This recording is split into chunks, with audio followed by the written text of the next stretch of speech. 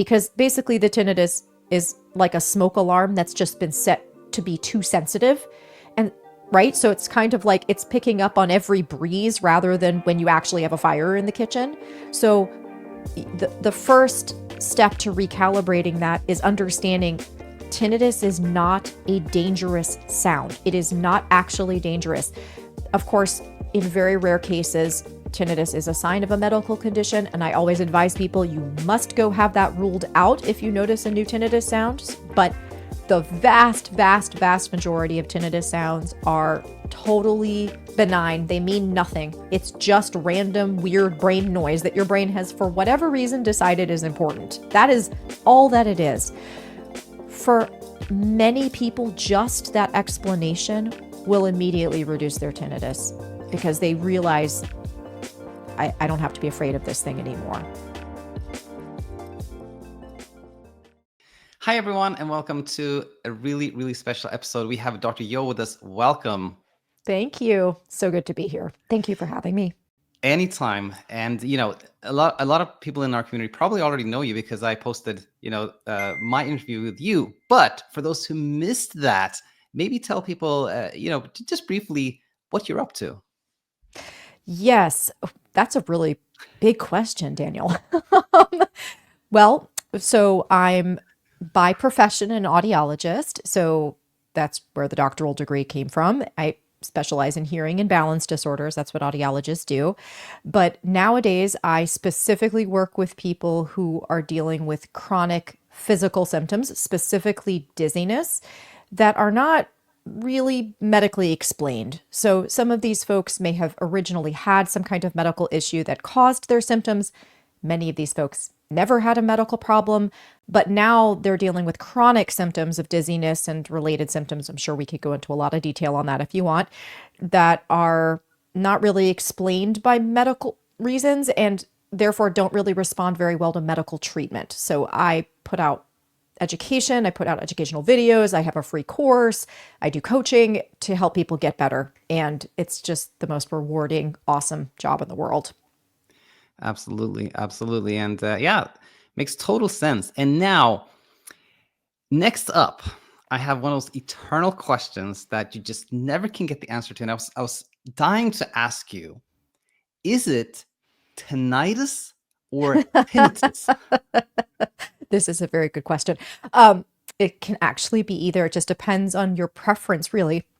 In the United States, we typically say tinnitus, but over across the pond in the UK, tinnitus is the standard. So you can pick the one you like better. Enjoy. Just pick the one you like. I'm so glad to finally have that clarified. And both of them actually kind of roll off the tongue. Tinnitus and tinnitus feel kind of natural, but I actually wanted to talk about this particular, symptom, struggle Sure, with it and absolutely. whatnot, because it's something I get a lot of questions about, something that a lot of people in our community struggle with. But before that, maybe a few more words on kind of your background. Now, I wanted to ask you, like, what made you transition from kind of a role in the, let's say, traditional system to like coaching education that you do now? Yeah. So I really to put it in short, it was burnout from just feeling like I wasn't really using my education and my skills for something that was actually helping people. Um, I sort of started feeling this way in graduate school, to be honest, but graduate school was interesting and I mean, I love audiology. I absolutely love hearing and balance science, and I love working with people. So for the first, gosh, 8, 10 years of my career, I just made it work. But by that point, I realized it just wasn't working for me anymore. And I went through a period of anxiety and physical symptoms myself, which were just kind of a part of this process of, I don't know, I call it a little bit of an implosion process. And then on the other side, I found myself working in ways that actually do use my skills in education to really help people, especially people who really, I think, need the help most and are not getting served by the medical system. Yeah. Makes a lot of sense. And was it when you were working, let's say, in the medical system that you you had a sense of how to best help people, but the system didn't allow that? or did you have a sense that what you were taught in graduate school, even about how to help people, even that wasn't really, Mm, correct or helpful, or both? what a great question. Really a little bit of both. So the definitely, I'm sure anyone listening to this anywhere in the world agrees that the medical system does a pretty poor job of helping people with chronic symptoms. We'll just put that out there. And audiologists, I think, are luckier than most in the sense that we do actually get to spend more time with our patients than the average physician might. So there is some opportunity for really learning and applying counseling tools. But I was both unprepared from graduate school and unable to practice the things that actually help people in the medical structure that I was in. So really it was a little bit of both. So I think some of the stuff that I've learned now has been just taught to me by patients along the way. And then of course I also, once I started to really get the sense of what kind of things would help people, I took my education into my own hands, and I have done a ton of continuing education and trainings and what have you, just to make sure that I can really give people what they need. Yeah, yeah, that makes it, and that sounds very similar to my own journey of like really learning from patients. Then it was followers, then it was like students, and etc. And you know, one thing that I found difficult within the traditional system was this kind of episodic care, that you saw somebody one time and then you give them medication, and then you wouldn't see them again in like 2 weeks later, 3 weeks later, and in the space between, they were sort of completely left on their own. Was that one Yeah, of the reasons you saw it was tricky in the medical system? absolutely. So this is kind of really less about what I wasn't equipped with and just more about how audiology is set up in general. And any audiologists out there listening, again, just please understand I love our profession. This isn't meant as a critique of our profession in general, but we we go to graduate school for 4 years. We have doctoral degrees. We're very deeply trained, and we get quite a bit of training and counseling. But then what we're actually doing in practice is essentially being a diagnostician. So we're trained to be, and if you look at our scope of practice across various states here in the United States and elsewhere in the world, I'm sure, our scope of practice includes includes counseling, includes rehabilitation and habilitation. And essentially that's whittled down to essentially dispensing hearing aids here in the United States, not actually for most audiologists really treating, especially when it comes to more complex disorders beyond just hearing issues, such as tinnitus, such as hyperacusis, which is sensitivity to sound, such as dizziness. So we're not really given the opportunity to put any of those skills into practice in a standard job. And so what ends up happening is you see these patients, you spend sometimes 2 hours with them or 2.5 hours with them, really getting to know them, putting them through these tests that are very uncomfortable. You hear these heartbreaking stories of everything they've gone through. And then basically you then just slap a label on them and send them on their way. And that's it. And you can put some bullet point recommendations because you know enough as an audiologist to know what that person might need, but you kind of wash your hands of actually putting any of it into practice. And again, I'm not saying that this is true for all audiologists, but I've worked in many different settings as an audiologist before I started working on my own, and I never had the opportunity to do the kind of work that I'm doing now with people. Yeah, yeah. Now it becomes very clear to me, the challenge here, because if you spend a lot of time with the patient, you actually get a real sense of what's going on, but you can't really have that patient come back to you and say, okay, let's come back for another counseling session, etc. Right? Because that's Yeah, considered out of your. It's like, why are you doing counseling? You're an audiologist. You're supposed to right. It's diagnose and and it's give in our people what. scope. All right. It's actually in our scope. So we actually could, and some audiologists do, but unfortunately, and again, I'm not trying to boil this down to any single factor because there are a lot of factors at play here, but insurance, so specifically Medicare, but then of course private insurers tend to follow suit. They won't reimburse for pretty much any of our services other than diagnostic services. And this is the result of lobbying efforts. And again, we won't get into the politics of all of that. But what ends up happening is that you have a bunch of very well trained professionals. And I will speak of, again, of all the audiologists I've known. We go into this field because we want to help people. We really want to help people. There may be some audiologists who dream of pushing buttons and diagnosing people, and that is really cool. It actually is really fun to put the puzzle pieces together and do a full assessment on someone.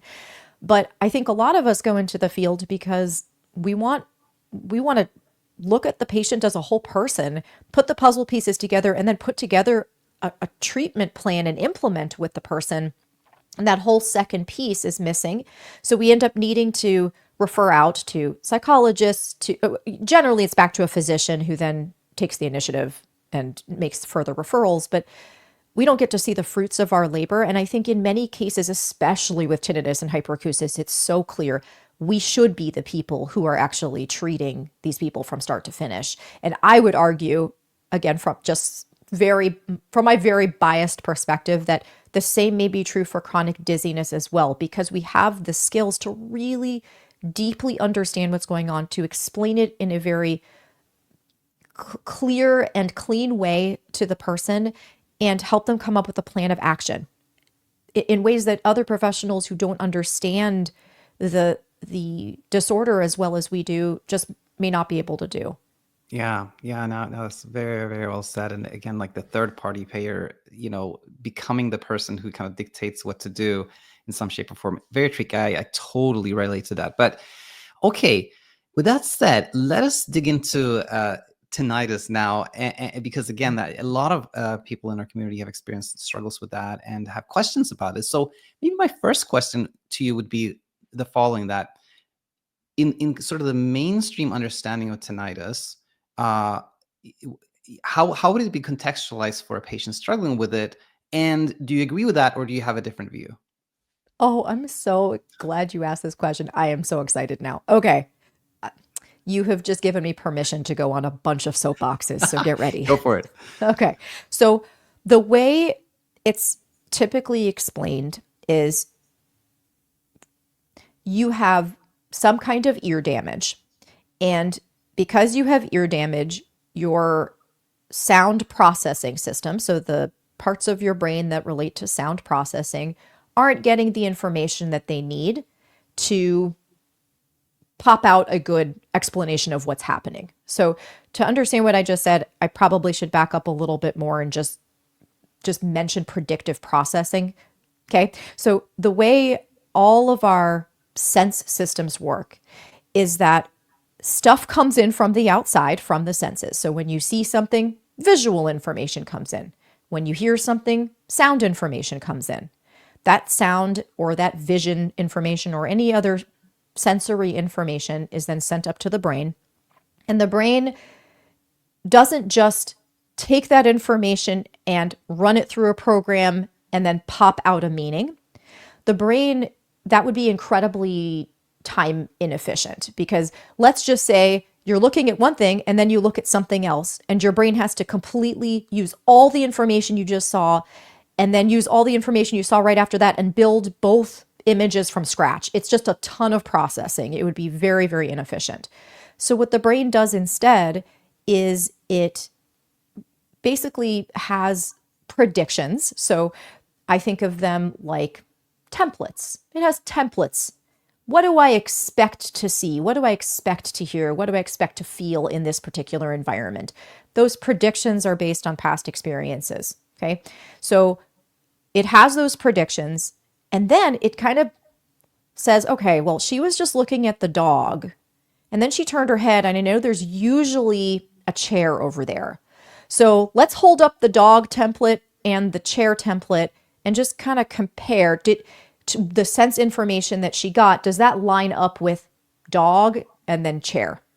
Okay, that's much more efficient, because you don't need a whole lot of information to come in for the brain to say, okay, that matches up great with my template. We can move on to the next task now. Did everything I say Yeah. make sense so far? Okay. So that's how hearing works.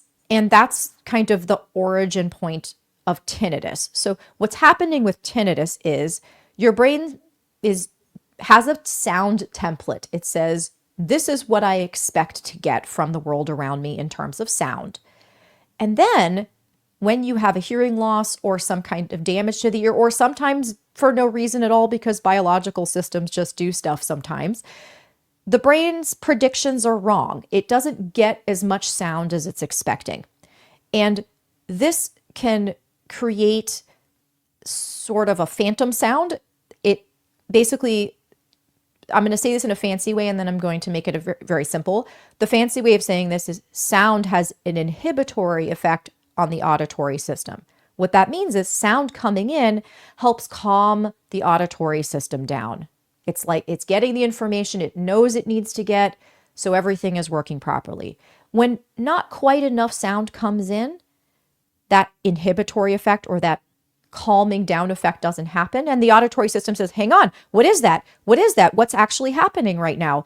And it might find sounds where there aren't any. It's basically becoming a little bit oversensitive. It becomes overly sensitive to sound. And this makes sense, right? Because let's say you're in a really, really, really quiet environment and then someone comes up to you and they're just whispering and you're really straining to hear them. Okay, you have to kind of strain to hear, right? So your brain is in fact turning the volume dial up a little bit. When you're straining to hear, your brain's like, okay, what am I hearing? What am I hearing? What am I hearing? Right? So if that person were to speak really loudly, you wouldn't have to strain so hard to hear them. So that's essentially what's happening internally. Tinnitus is an internal sound. It's not coming from the outside. Your brain is finding sounds from the inside that are just kind of the result of processing changes that happen when you don't get enough sound or randomly because processing changes happen without any damage to the ear. Okay. So far, did I explain that clearly? Yeah, yeah. Okay. Okay. So the normal way of explaining this to people is sound, you are probably not getting enough sound or something happened that's causing your brain to perceive sound. And it's and that part is somewhat accurate. The thing that they're missing, a few things that they're missing. The first thing that they're generally missing is just because someone has a hearing loss doesn't mean they're going to hear a sound. Okay. So we might have that change in the hearing processing system that I described where the sound isn't calming down the auditory system, so it becomes a little more alert. That may be happening, but the brain may still not perceive a sound. The perception of the sound only happens when your brain is actively predicting a sound, when it thinks there is a sound. So it has to think there's a sound. Your brain has to say, that random noise, that like slightly aroused or higher level action that's going on in the hearing system, that means a sound. So what will often happen is audiologists or other hearing care people will say, you have damage in your ear or you have this tinnitus sound and it's there all the time. And they don't take into consideration that just because you have a nerve signal that's happening, that doesn't mean that someone's going to have a sound. So when they talk about treatment of tinnitus, that's why they'll use the word management rather than recovery or rather than eliminating or recalibrating, or they use the word management because they're not thinking about how the brain works in a predictive way. If the brain does not predict a sound, there will be no sound. Even if there's nerve signals coming up that are like kind of weird, if the brain says, oh, that's just random noise, I don't need to pay any attention to that, there's no sound. So one big area where I feel like I'm doing my best to try to correct this, you asked what I might say differently, is management's the wrong word. Not to say that management isn't a good idea. We should know how to cope with tinnitus because tinnitus really does produce a lot of issues in someone's life. So management is great. Coping is great. But why should we be stopping there?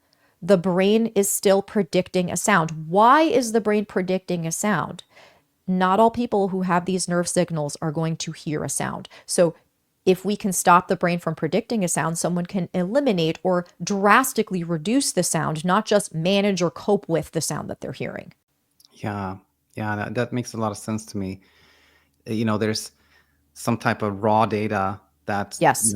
that enters our sensory system in some way, shape, or form, right? Yeah, But if that's not interpreted as a sound, then we will not hear anything. Or even that's if right. that the raw data, if you will, comes from within ourselves, if that's not interpreted as a sound, we will not hear That's right. anything.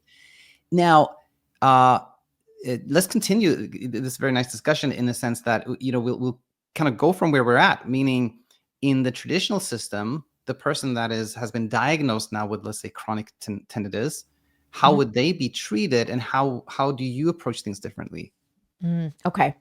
So, because many people are thinking of tinnitus as a problem that starts in the ear rather than a problem with the brain, they will try to treat the ear.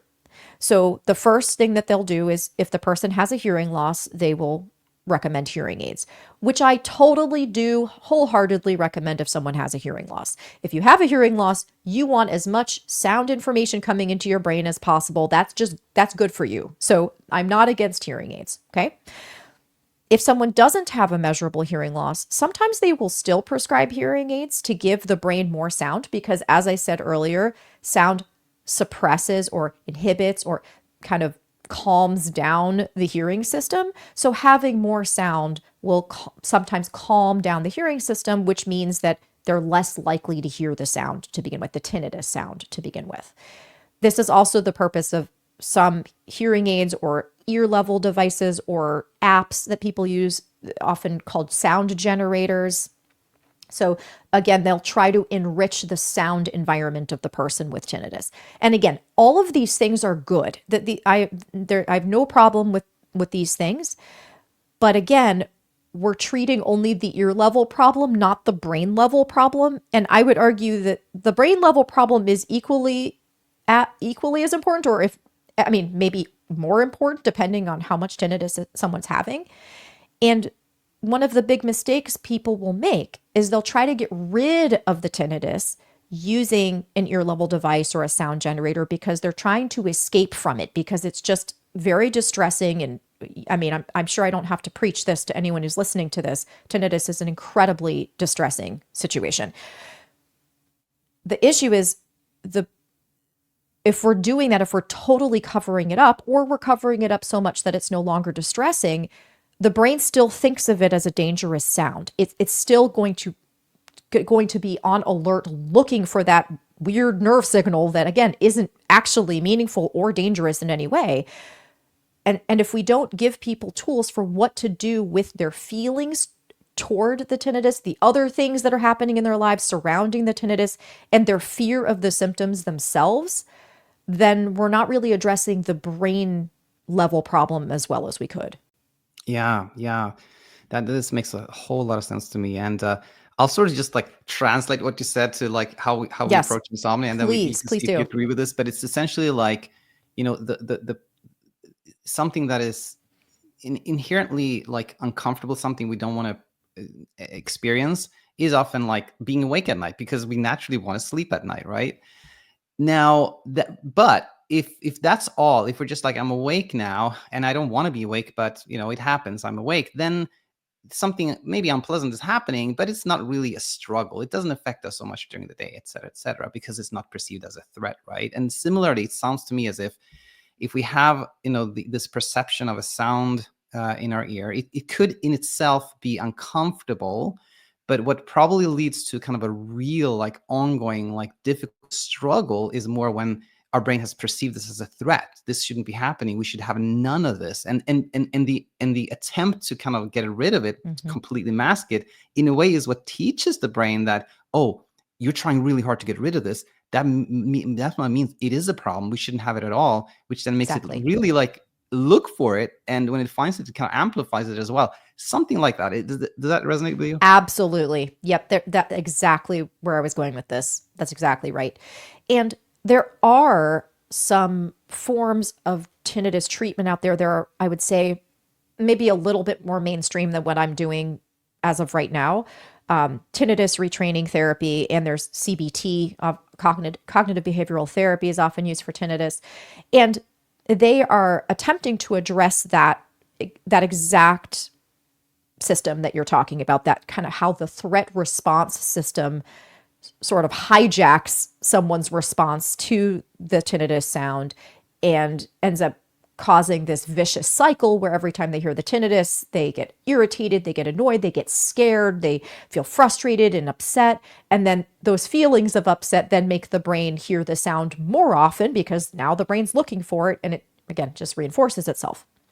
However, and this is again where my perspective may be a little more controversial, TRT and CBT still both use that old-fashioned term management that, in my opinion, is not in line with current neuroscience, how we understand how the brain builds perceptions.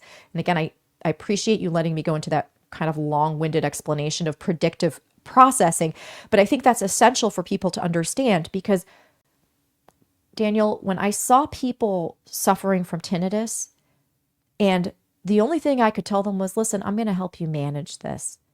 That was devastating for people to hear.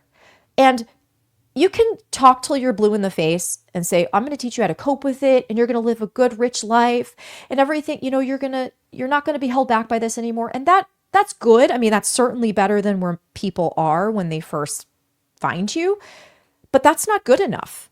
That's not good enough, I think. And I fully respect people who have found that to be adequate and who are living wonderful, full lives and their tinnitus doesn't bother them anymore. But I think the way we communicate this stuff to people on day one is absolutely critical. And setting the bar at the management level is too low for what I've seen people be able to do. I never promise you will eliminate all sensation forever because everyone hears tinnitus. 96% of people with normal hearing will hear tinnitus if they go into a room that's quiet enough, because nerve noise is something your brain may pay attention to if it's quiet enough. That's normal stuff. But although I may not be promising people a sensation-free life, chronic, everyday, all-day tinnitus is not just something that you're going to have to live with or manage or cope with for the rest of your life. And I think using those kinds of terms is why I object to TRT and CBT. And also, because I work with dizziness a lot, and people with dizziness are also in great distress, I have also found that just using behavioral tools and cognitive tools sometimes isn't quite enough to help people really undo that fear response. I can tell people, you need to not avoid, you need to not be afraid, and explain at the psychoeducation piece is so important, just like it is for your people. We had a conversation about that during your interview. But I also think for people with these very distressing physical symptoms, developing more skills with working with feelings beyond just thinking differently is really helpful. And CBT and TRT don't go there, and they could. And I think that could help more people with tinnitus. Yeah. Wow. Well said. Yeah, I was going to bring that up. That if I think about, like, if I really just pay attention to what's going on in my ears, if you will, or in my brain, maybe I should say, I permanently have the perception of some little kind of high pitched sound in my ear, and as you Yes. pointed out, like pretty much everyone 96% have it, which means that 4% probably like checked the wrong box or something, right? Right. And bodies are noisy. Bodies are noisy. I mean, if I stopped and paid attention now, I could hear my breathing. Some people can just hear their hearts beat. They might even, you'll notice your stomach gurgling. I mean, bodies are noisy. Your ears processing sounds are also sometimes noisy, but that's very different from having a constant, extremely distressing sound. And I think the correct word to use for eliminating a constant, really awful, distressing sound is recovery or treatment, not management. Yeah, totally. And now you mentioned that or let me ask you this first, actually. Uh, if somebody, let's say, like, is tuning into this and is liking the conversation, is like, I think Dr. Joe's really onto something. I really think her teachings could be helpful to me.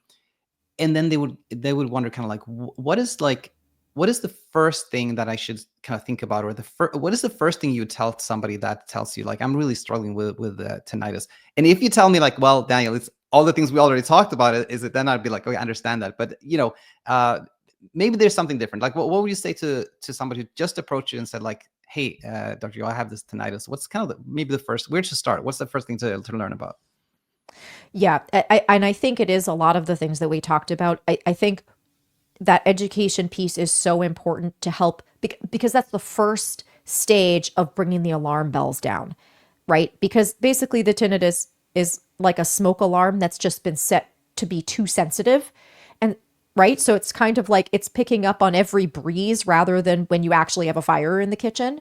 So the first step to recalibrating that is understanding tinnitus is not a dangerous sound. It is not actually dangerous. Of course, in very rare cases, tinnitus is a sign of a medical condition, and I always advise people you must go have that ruled out if you notice a new tinnitus sound. But the vast, vast, vast majority of tinnitus sounds are totally benign. They mean nothing. It's just random, weird brain noise that your brain has, for whatever reason, decided is important. That is all that it is. For many people, just that explanation will immediately reduce their tinnitus Yeah. because they realize I don't have to be afraid of this thing anymore. For some people, they say, okay, I get that. That makes sense. And then we end up kind of in one of two different directions. In one case, you might find someone who totally buys it and is like, oh my gosh, that makes so much sense. But my ear is still ringing like crazy. Now what do I do? Like, I get it, but okay, but so how do I show my brain that it's actually safe? Because I know it's safe, but like obviously my brain doesn't because it's still screaming at me. And then there are some simple practices, and I can outline what those are for people like that. But that second category of people are people who hear the explanation and are still consumed by fears and doubts because they have been fed a lot of information that is, frankly, as I said, outdated and incorrect about what is possible. They may have spiraled down into a lot of anxiety and depression and other distressing situations, even if they never had any of those things happening before the tinnitus. And for them, it's just harder to get to the point where they believe that this is actually possible. And for those folks, I say, first of all, that makes total sense. And I always tell people it is okay to have doubts. You can still put some of these tools that I'm going to talk about, if you'd like to hear them, into practice. You're allowed to have them if you can just kind of make room to sit, to have an open mind. So that's all I'm asking from people. I'm not asking them to say, oh, she's 100% right and I'm going to fully be cured. Some people may have been let down by, people often spend thousands of dollars on treatments trying to get better. And so they may have been let down before. They may be afraid to believe it's possible. So to them, again, I always just say, all that skepticism is totally welcome. You just have to believe it's a possibility. If you have room for possibility, then you can start putting these tools into practice and just give yourself time. Just give yourself time to put the tools into practice and see what happens. Yeah, yeah, wow, yeah, yeah. That's just want to emphasize that that's exactly what we share, and what I share also, like that leaving an insomnia struggle can happen without you believing that it's possible, or at least like without a conviction that it's possible, right? Because Exactly. if people think that I have to be convicted, that's the word, where I have to be convinced that it's possible, then that becomes its own struggle, right? Then I'm like, oh, I have to convince myself, which Yeah. can lead to some struggle. But yes, just want to emphasize that we teach exactly that. And yeah, with that said, yeah, if you could share some of those exercises, that would be amazing. Yeah. Yeah. So I think I bet you guys do something similar and may just call it by a different name, but there is essentially it's a practice. So I'm going to maybe frame it as an exercise, but it's really just a practice and can be done in a lot of different ways, called somatic tracking. And somatic tracking is so much simpler than it sounds. It's basically paying attention to a sensation in your body in a different way than you've been paying attention to that sensation in your body. So for someone with tinnitus, for example, it would consist of actually noticing and paying attention to the tinnitus and working toward developing a little more neutrality to it. Most people with tinnitus spend all day, every day trying to escape the sound.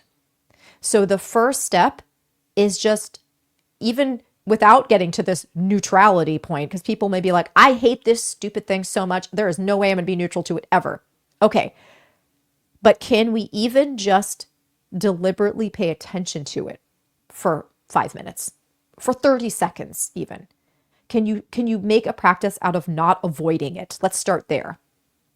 And then what I'll often do is have people start to, I always say, you can develop a little grudging curiosity toward it. So you don't have to like it, and you don't have, it's not like, oh, I'm here to welcome my tinnitus into my world. Like, it's not like that at all. I mean, if you can get there on day 2, fantastic, go for it.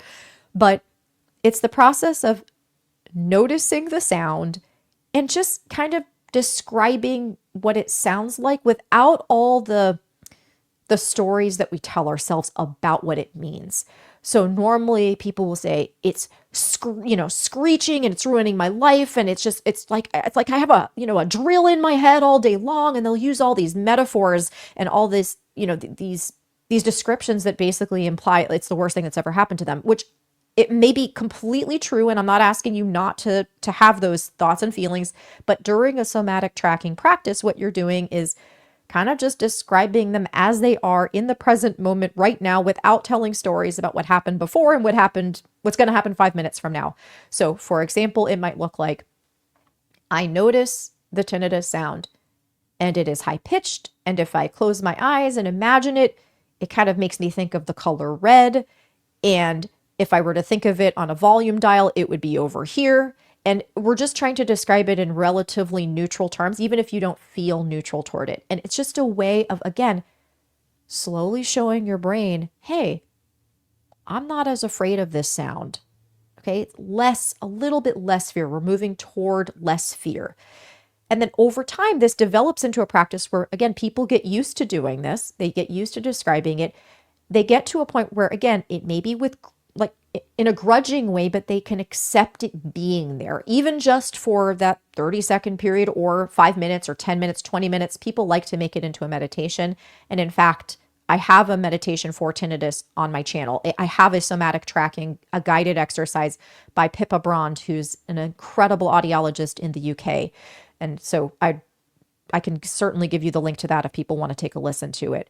But basically, it guides you through this process in a particular way. But it doesn't need to be a guided practice. It can just be you saying, okay, Yonit said that it's not a dangerous sound. And as much as I don't like this sound, I'm just going to close my eyes, or I'm going to get relaxed and comfortable, and I'm going to have a different experience with this sound now. Yeah.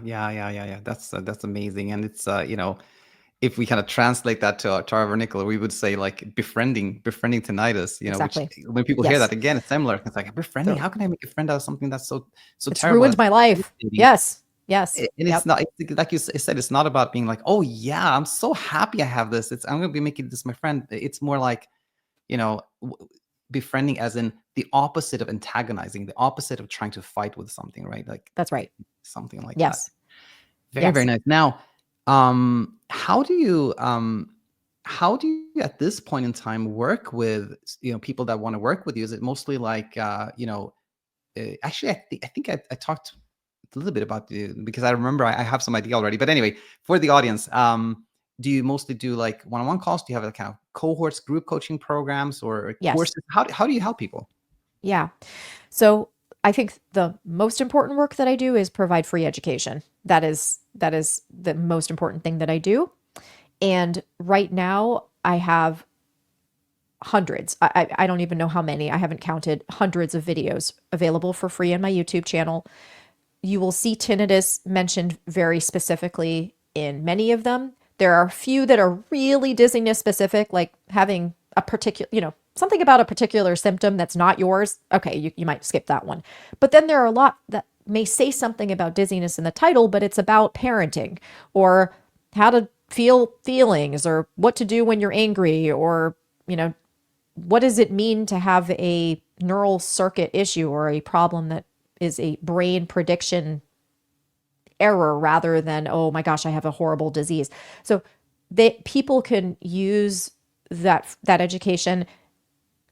Pippa, who I already mentioned, and I are actually building a free course for tinnitus as well. So we're in the process of doing that now. We have some videos that we need to film. So I'm hoping by middle of this year we will have it. So people can always visit my website, thesteadycoach.com, and I have buttons there like get help, and I have a button that says something like free course. If people click there, I'll have links to the tinnitus course when it's ready. But in the meantime, people are more than welcome also to take the dizziness course. It's probably, again, much more involved than someone with tinnitus would honestly need, because so much of it is about vestibular testing and these particular symptoms. But the meat of it, learning to respond differently to the sensations, learning to accept or befriend rather than fighting, learning how just some basic emotional skills, how to calm yourself down when you're feeling really anxious, how to identify other sources of stress in your life. That applies to anyone with tinnitus as well as it does to people with dizziness. So that's the most important thing that I do, I think, in general. I have a coaching group. I do see people one-on-one. I'm not currently taking new clients because I have a huge waiting list. Pippa also sees people, and again, she tends to focus a little bit more on the tinnitus than I do. But again, she also has a huge waiting list. So people can certainly reach out to us through the website to ask questions if they want, if they're really interested in coaching. We have options. It just, again, there's unfortunately a lot of demand for what we're doing. And that's one of the reasons we do so much for free, to make sure people can get started on their own, even if they can't find a coach. Yeah. Wonderful, wonderful. And by the way, like I kind of picked tinnitus as topics for us today because I think that's the one I hear most from our community, but dizziness Sure. is another common one that a lot of people in Yeah. Insomnia struggle with too. So of Yeah. course, all those resources are going to be really helpful for our community. So yeah, I want to just say thank you so much for joining us You're so today, and welcome. we'll be in touch Yeah. Thank you so much. anytime. Bye, everyone. Hi there, it's me, Coach Daniel, and I hope it is obvious to you to what degree we at the Sleep Coach School really try to put out content that will help you on your path to peaceful sleep and peace of mind. And I hope you really enjoyed the video that you just watched. Now, some people don't learn the best by watching videos, but rather by reading. And I wanted to share a little tip with you. The books that most people really talk about having helped them is This Is Metal and Set It and Forget It. But I think most people miss out on my personal favorite, which is Tales of Courage. All of my books are available on Amazon. But Tales of Courage is special because in Tales of Courage, we've taken 26 success stories from the channel, and we've taken sort of the most powerful language, the most inspirational and educational parts of those interviews, and put them in a book. And I think it is really, really so strong, so powerful when you read those words from other people who left the struggle. And that's my little tip to you. Tales of Courage, I think, is a great book, and it's available on Amazon, of course. So if that's appealing to you, you can head over there and get a copy. But more than anything else, I just want to say thank you for being here. Thanks for supporting the channel, and can't wait to see you again. Bye for now.